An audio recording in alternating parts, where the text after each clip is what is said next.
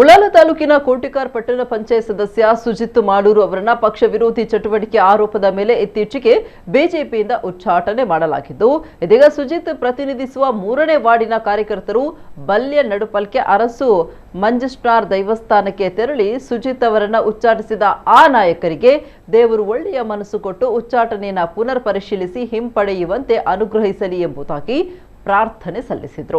ಈ ಸಂದರ್ಭದಲ್ಲಿ 3ನೇ ಬೂತ್ ಅಧ್ಯಕ್ಷ ಪುರುಷೋತ್ತಮ ಗಟ್ಟಿ ಮತ್ತು ಮಾಜಿ ಬೂತ್ ಅಧ್ಯಕ್ಷರ ಸಹಿತ ಹೆಚ್ಚಿನ ಸಂಖ್ಯೆಯಲ್ಲಿ ಕಾರ್ಯಕರ್ತರು ಭಾಗಿಯಾಗಿದ್ದರು।